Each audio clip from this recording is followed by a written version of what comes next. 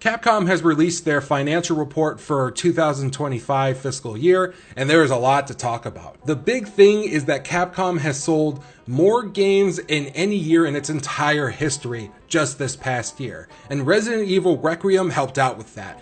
Resident Evil Requiem sold nearly 7 million copies right before the end of the fiscal year, which is wild because you see this chart here, and this is amongst the other Resident Evil games, Monster Hunter, and Street Fighter. Notice how some of these are like in the 4-digit numbers? Those equate to over 10 million units. And that's like crazy, especially when you look at the Resident Evil stuff. Resident Evil is Capcom's big money maker, and you can really see that here. To give you more of an idea of how successful the Resident Evil franchise has been, they showed off that it has made over 200 million units sold. That's wild. Monster Hunter's a little bit behind at like 127 million, and then Street Fighter at 56 million. And they talk about a little bit how they plan to kind of integrate some of their other IPs into the future. They not only list off like Devil May Cry, they talk about Dead Rising, Mega Man, Onimusha, Ace Attorney, Dragon's Dogma, and Okami.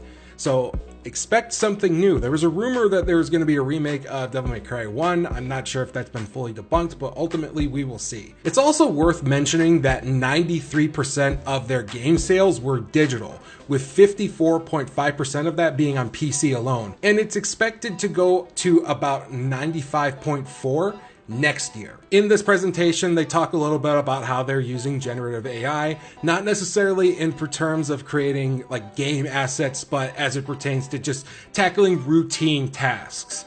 Particularly, they mention research, draft generation, user analysis, interactive manuals, error checks, and meeting notes. They say that using generative AI to combat these routine tasks allows the team to have more time to work on creative work. It's very exciting to see Capcom do successful, because a lot of the stuff they've been producing since 2017 have been banger after banger, whether it be Monster Hunter World or Resident Evil, or debatably Street Fighter 6, depending on who you're talking to and how they feel about what they did to Alex. It's also exciting to see where they're gonna take the IPs that they kind of talked about in this presentation and go with them, whether it be a remake or something else. We know we have a Mega Man game coming out, but I'm really curious to see what they do with Dead Rising, because that Dead Rising remake, I know people have their opinions on it, but personally I'm really glad I got to experience it.